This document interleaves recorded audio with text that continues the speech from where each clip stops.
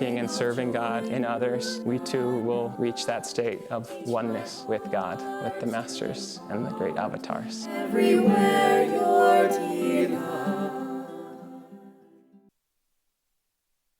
Well, good morning, everyone. And as Sita was kind enough to introduce me, my name is Badri Matlock. And whatever blessing it may be for you all, it certainly is a joy and a blessing for me to be visiting you. It's always great fun to visit new as well as old friends as part of our great spiritual family at Ananda. So then today's topic of the avatar, the mystery of the avatar, is a rather interesting one. As with last week's topic, the infinite Christ, I feel it's important to lay a rather bold disclaimer that we're in way over our heads with a topic like this. Unless there's an enlightened master or two among us, which is always a distinct possibility, it's simply beyond human comprehension, as it says in Yogananda's autobiography of a yogi, speaking of the great Mahavatar Babaji, who's here on our altar. And he says it is struggle in vain to try to understand the level of spiritual attainment of the avatar.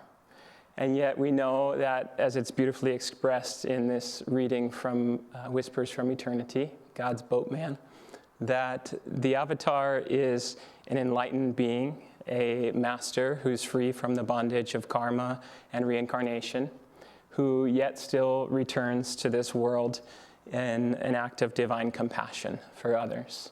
Not out of a personal desire, because again, that ego has been dissolved in spirit, but by some act of God and individual expression of that divine love to others.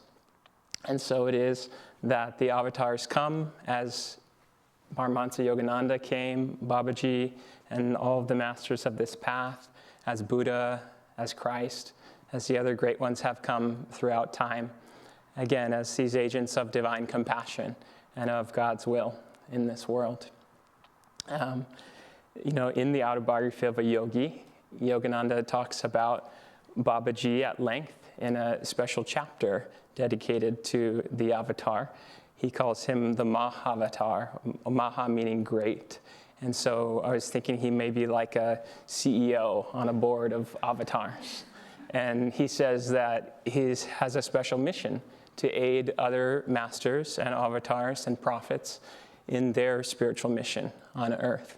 And it says that Babaji is in a state of constant divine communion with Jesus Christ, and that together they are overseeing the spiritual welfare of you and I and of this entire world, and that it is their job and their inspiration to inspire mankind to forsake suicidal wars, it says, again in the autobiography, and race hatred, and what it says is the evil of materialism.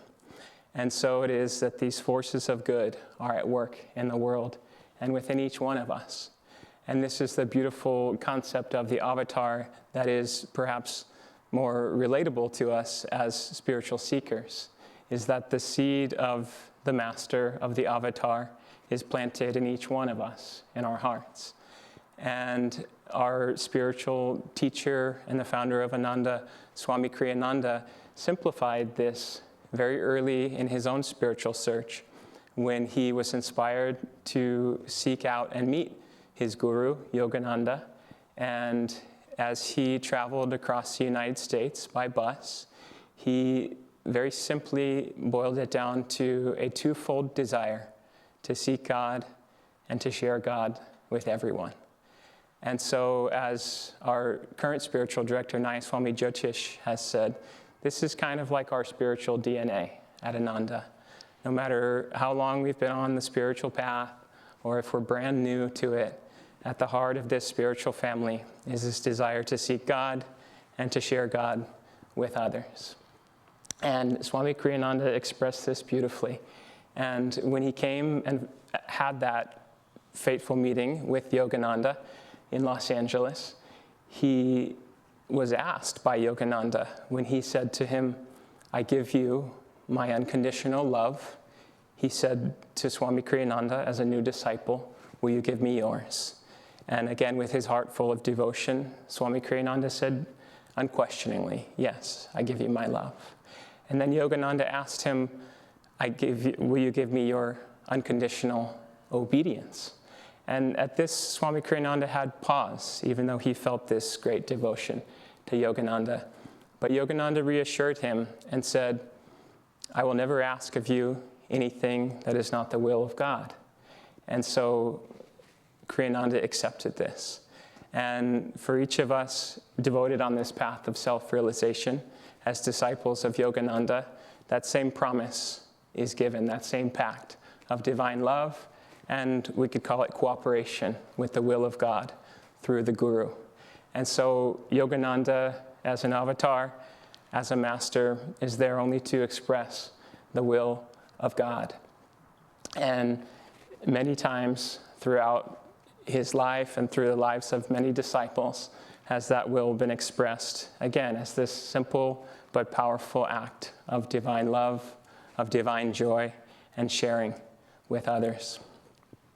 There's one incident from the life of Paramahansa Yogananda with a particular disciple that I always found rather bizarre, frankly, but also inspiring. When a certain disciple named Oliver Black was contacted by Yogananda to go out for a drive on a very rainy day in Los Angeles. And surprised at wanting to go out on a day like this, he nonetheless left his room and went downstairs on this rainy day when Yogananda was waiting outside with the car.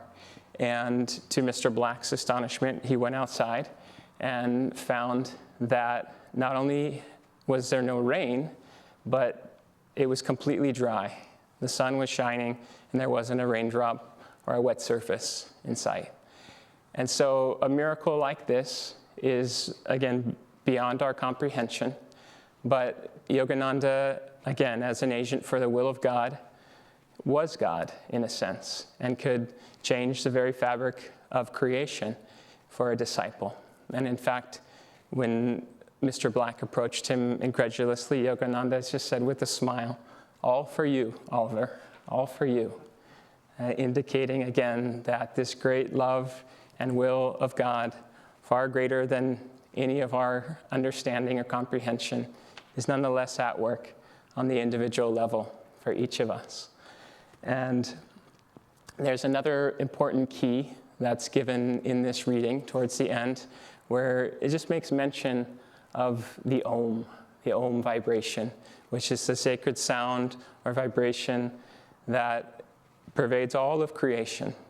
And we can think of Om as the Divine Mother aspect of God, as we often do at Ananda. Of course, we chant Om in meditation, in our prayers, in our chanting. And it's, of course, very powerful, and we use it this way. The techniques that Yogananda has given us are the foundation of our meditation and spiritual practices that can bring us to God. But the Om vibration is also all-pervading through all creation, as it alludes to in this reading. And so we can seek God in nature and in service to others and in seeing God everywhere. And we can follow the Om vibration like a thread through all of creation, or a trail of breadcrumbs leading us back to our home in spirit, in God. And there's a fun tale from the Indian scriptures that is of Ganesha, the elephant-headed god, remover of obstacles, when he was a boy, if elephant gods can be boys. And he was there with his brother named Skanda, another deity, and they were gathered with their father, Lord Shiva, the Lord of the universe, and his divine consort Parvati, the goddess. And as it happens among siblings, sometimes a little rivalry ensued, a little friendly competition. And so Ganesha and Skanda were to race around the entire world 3 times. And Ganesha was to race atop a little mouse that he's often pictured with, who wasn't particularly speedy. And Skanda had a little peacock to ride on, who was rather swift. And so unfair as it might have been, they agreed to this race, and the shot was fired, so to speak, and sure enough, Skanda took off on his peacock around the world. Now Ganesha, who was there kind of at the starting line, he wasn't particularly in a hurry on his little mouse.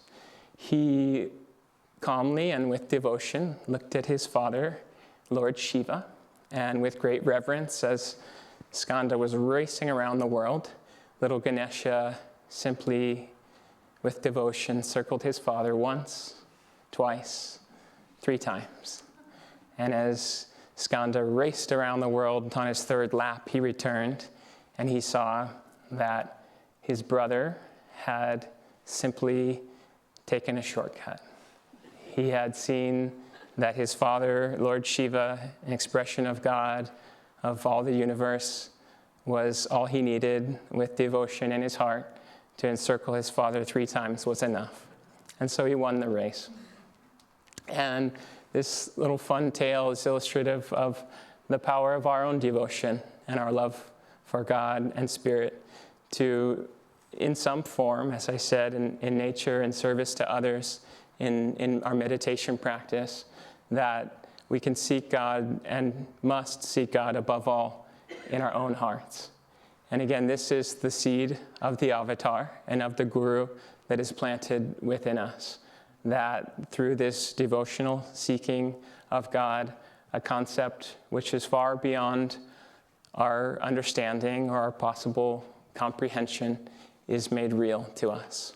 And so increasingly with our devotion, our meditation practices, with our twofold seeking and serving God in others, we too will reach that state of oneness with God, with the masters and the great avatars. Bless you all.